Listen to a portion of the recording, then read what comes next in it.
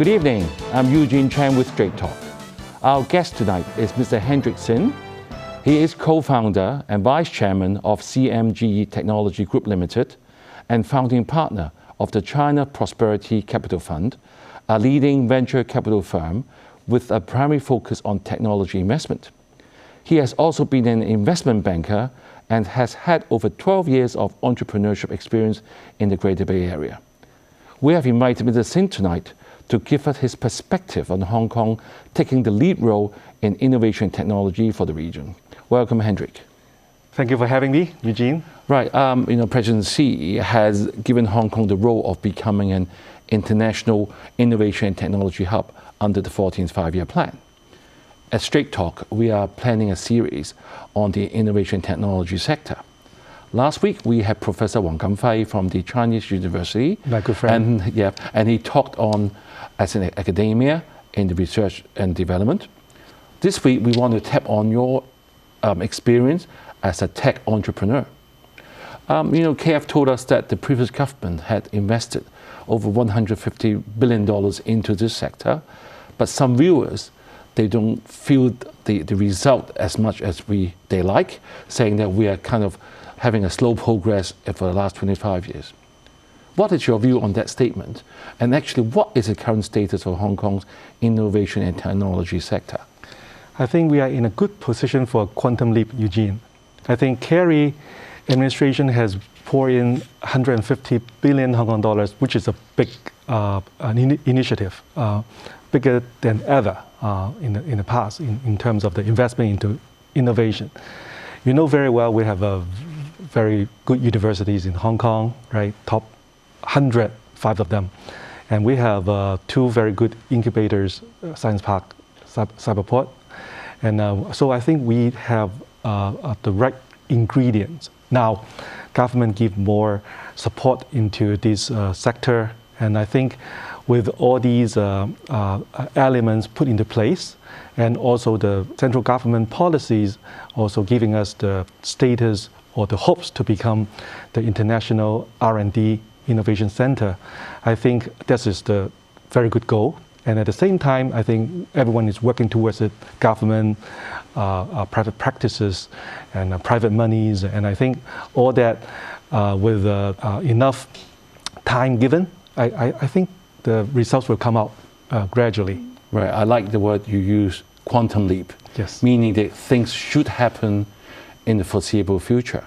KF also mentioned that a term called upstream, midstream, and downstream. As he said, for upstream, they talk about all the researchers and all the work that we've done here at the universities. We are very strong. Yes. But when you talk about downstream, which is more or less your forte, which is the commercialization of the industry, yes, we are kind of a bit lacking. Do you agree in the last few years? I think it's making progress. I think currently we are facing a lot of innovations at the part of the university side. As I mentioned, like academia, like Professor KF Wong, I think they have done a lot to make innovation happen in the lab in terms of writing papers, right?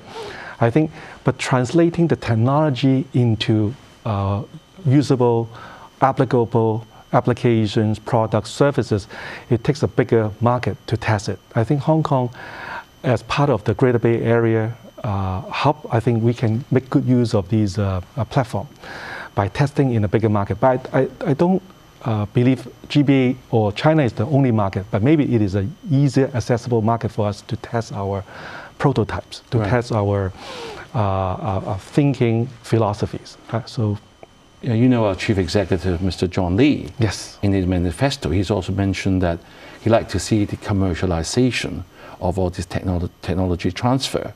So, you've also been in the industry. What has been the challenges or actual bottlenecks in the past?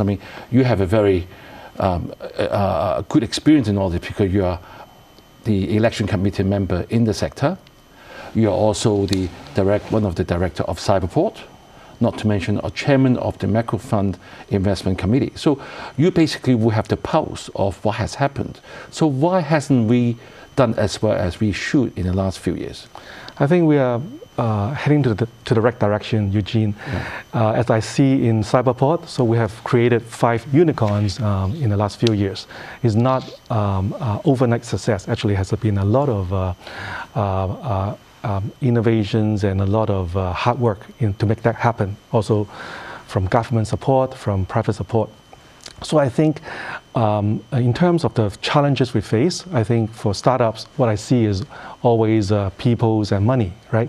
For people, I think to get the right people into this sector is something I think it takes a bit of time to make it happen, because as you know, Eugene, very well, I think a lot of students in the universities, they tend not to have the first choice, perhaps, in STEM or in engineering. Maybe they want to be doctors, they want to be lawyers, more so. I think this is traditional Chinese families' values, but it is different in the States, like where I had my education. I think engineers and scientists has a slightly more opportunities elsewhere. But Hong Kong, I think we need to have a ecosystem where I think when people study this major in the engineering, they can find good jobs with good pays. I think this is happening, and that's why I think the ecosystem is evolving. Government and private sectors are also finding ways to support these startups, but because of COVID and because of other issues, I think has been different cycles that we see. But I think more importantly, I think good startups, they will find ways to get the capital. But I also urge the government to actually find more opportunities to support these startups. I think even at difficult times, I think it's important to stay healthy and to stay upbeat for these startups. And this is something that we have been doing in Cyberport. And I think, for example, our macro fund has been investing regularly on companies with good and caliber, as well as with the right qualities we always support. Well, Hendrik, I mean, you had painted a more positive picture for the viewers, because it's basically it takes time and a change of mindset. So if I'm going to ask you, what are the critical success factors of the innovation technology, what would you say? Okay, I think to find a pain point in the market and how you can address it, right? And like myself, I'm an entrepreneur. So I think this is important to get the market attention if you have a product or you have a service that address certain market needs. So I think it is important also not to forget when you have innovation, you need to have a market that can absorb this innovation. So I think Hong Kong is moving to that direction because of these GBA opportunities or global opportunities. I think to apply our innovations and technologies into a bigger market, bigger perhaps than our 7 million populations to test Hendrik, that idea. You mentioned the ecosystem has evolved, and we know that there's a new alliance that was set up like a couple of weeks ago. It's called the Hong Kong Science and Technology Innovation Alliance, where KF is also one of the vice president and also the secretary general. And he said one of the objectives is to bring together the government, the industry, academia, and research circles. So you being in the industry, is the industry being properly or appropriately represented in that? And can you see this alliance being able to helping the ecosystem to evolve at a faster pace? What do you think? I would think is a responsibility of everybody. It's not just an alliance. I think we have different alliances, we have different organizations, we have selection committee, we have a lot of consultation groups. I think the government under John, I think, is very receptive to innovation ideas. I mean, he actually came to the ceremony. He actually came to the ceremony, and in fact, I came to many ceremonies. So I think we are very grateful to see his support, and I think his continuous support. I think more importantly is to get the northern metropolis as well as Hetao, in my opinion, in my humble opinion, because I spent a lot of time in China, although I spend a lot of time living in the States as well.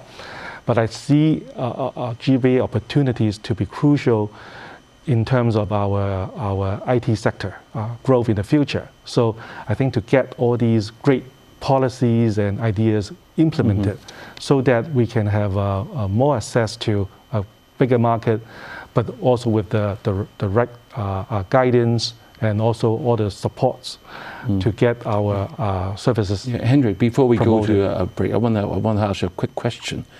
People talk about startups, eventually the word unicorn will come in. Yes. So for a quick question to ask you, you've been there, Yes. and how do we, having more startups successful and making it to be a unicorn, even listed in Hong Kong, what do we have to do to help them?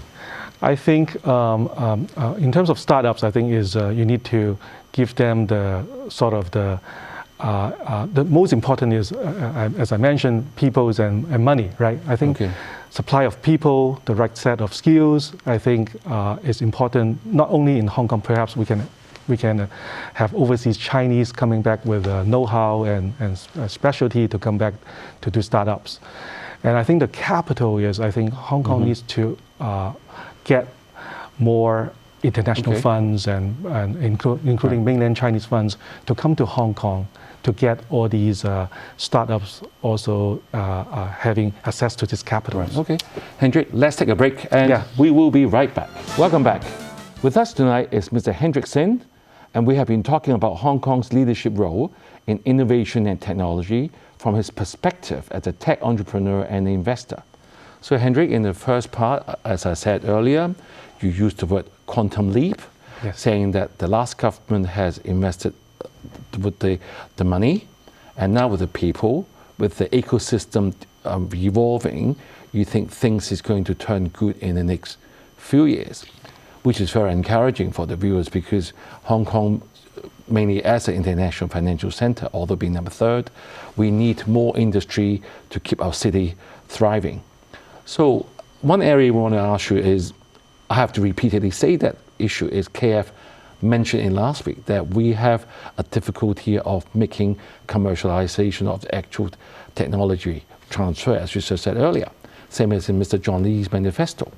And being next to the Greater Bay Area is one big advantage, because one of the problems we have is we have only have a 7.35 million population, where they have 80 million next door. Right. But in that context, yes, we have a bigger market, but we are also in direct competition with our mainland sister cities, Shenzhen, Guangzhou, Shanghai, and even Beijing in INT. Do we have a niche? I think we do have a niche. I think we have niche in certain sectors, not everything. For example, fintech, because Hong Kong is very strong in the finance industry, right? Applying fintech technology into a bigger territory perhaps is a winning formula. For example, biomed, medtech. I think we have very good universities, very good hospital systems, and how to apply technology into that sector. So I think Hong Kong may have a chance to succeed in certain strategic areas. So if we can incubate those areas further, I think there is a higher chance of success. KF mentioned about difficulty in technology translation. I think if we can apply more capital into these academic areas, what I meant is let the capital, like myself, I think we have been looking into universities, laboratories, products. I think we can tell what can be useful and what can be perhaps applicable into a bigger market, and let the capital and the academia talk. And we are, I think, in the process of doing so, and have been bringing a lot of these technologies into a bigger market in GBA. So I think it is something possible. So strategic areas and applying capital and allow, I think these good technologies, they have the certain opportunities to try it out, because the capital will lead them to the market, and they also have I think put into the right people's team, and perhaps will make the project a success. Right. Hendrik, you're saying that we have some niche in biomed or even fintech. But Hong Kong, apart from being an international financial center, we are also good in transportation, aviation, and also a trade center as part of the national 14th five-year plan. Yes. Has that be able to support the I&T work, the whole industry? I think so. I think it is all part of the bigger ecosystem, right? I think in all these areas, trade or shipping, you can also apply a technology into that particular segment. For example, logistics is an example, and AI is an example in all these automation. So I think that this is all possible, and also I think by finding the right strategic segment for the government to support, I think with a focus, and with also I think the retooling of the skill sets, for example, from traditional industry, and then by applying I think specialists and making technology and with that traditional industry to become a new hybrid industry. I think that is giving these industry further energy, plus providing more sort of labor into supporting that. Right. Hendrik, you repeatedly mentioned that resources are very important. Like I think like all walks of life, we need money injection to get the engine starting, and maybe that's why the Financial Secretary Paul Chan has announced that there's a launch of a 5 billion tech fund in August to help support local tech companies. I'm sure part of your request from your election committee subsector, and also to attract foreign startups. So will this actually attract even more support from other private equity funds and to come in to help our startups? What do you think? Okay, this is called a strategic fund. Strategic fund, I think they have a focus in getting some, I think, larger tech companies to come to Hong Kong. With that, they may open up R&D center in Hong Kong and provide employment opportunities. And I think that is very important because these bigger tech companies will bring in a lot of new opportunities for local Hong Kong IT practitioners. I think this is the initiative from our Mr. Paul, Financial Secretary.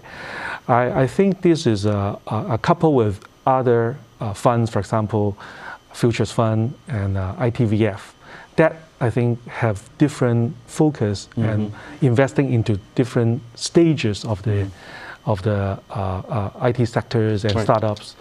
And that may create good complementary results. Yeah, Hendrik, with a better ecosystem, with more funds, hopefully with more private equities fund to attract more foreign startups, this is all the direction we want to get. And maybe let's see what our chief executive, when his policy address comes up, whether these are some of the KPIs. But one factor that we repeatedly mention in our show to our guests are the geopolitical tensions between motherland and US, and also with the war in Russia and Ukraine. Has any of this affect the attractiveness of Hong Kong for foreign capital to come in? Because one thing people are very concerned is whether Hong Kong now is on the international chessboard. Can we still function as an international financial center? One factor being, will money still come in or leave Hong Kong maybe? How do you see that in your sector? So because I take part in investment, I have heard a lot of startups in Hong Kong, they have difficulty in getting fundraising done in the last 2-3 years because of COVID and perhaps because of other political or social concerns. So I think this is something that startups that we see they are facing. So I think this is not optimal, but this is where I think it's getting better. It's getting better, but I think the government having what you just mentioned, the strategic fund, futures fund, ITVF, this is all about capital getting into the startups' hands. I think that can be done more because Hong Kong does not have a funds of fund. If Hong Kong government consider, which I also propose at different times, that with more capital, funds of funds, that means private capital will match. For example, government put in 40% and 60% coming from private sector. That will give the bigger pool of money to support these startups, even at difficult times. So I think it's all about the ecosystem being built up at a bigger scale. So I think different policies, I think our chief executive are considering at the moment. Hendrik, just now we touched on the foreign money, but let's move on, going back to the GBA, where the mainland is doing well, and let's work together and collaborate and synergize. I mean, you have 13 years in the mainland, and you had 2 lines of businesses, so you know what are they thinking. And to facilitate cooperation in Shenzhen, the Hong Kong government is building called a Hong Kong Shenzhen Innovation Technology Park, which in the Lok Ma Chau Loop, and focuses on 6 areas, such as the healthcare technology that you just mentioned, big data and artificial intelligence, robotics, new material, microelectronics, and financial technology. So is this something that is going to make a turnaround difference for Hong Kong businesses? What do you think in this new area? Yes, I think it is very important. I think this is in line with what I believe is strategic segments, right? So you mentioned 6 areas. I think these are the areas that they try to incubate more innovations. At the same time, there are policies that allow more data transfer. For example, mainland data, Hong Kong data being collaborative. So I believe that will have a good chemistry of good results. I think all these are happening in maybe Hetao and also Northern Metropolis.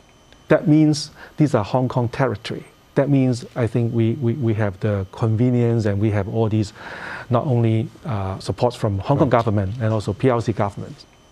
I think it's easier to attract people to go there and to set up their office. Hendrik, getting together. In the last question to you, you have 30 seconds.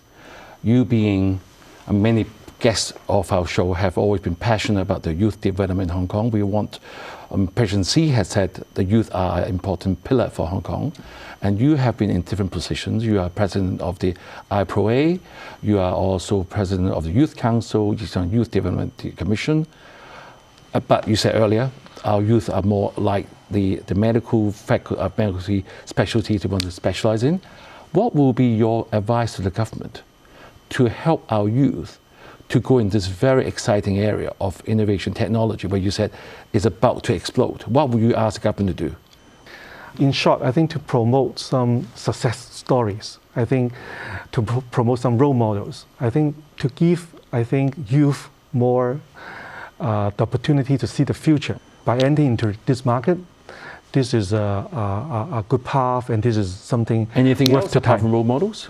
I think also opportunities that open up, not from the past. All right, okay. So Henry, I'm afraid that's all the time we have. And Mr. Sin, as an entrepreneur in innovation technology, making it as a unicorn in the US market, and now have become listed in Hong Kong, has set a precedent for others to follow that, and shown that Hong Kong can be a leader in innovation technology.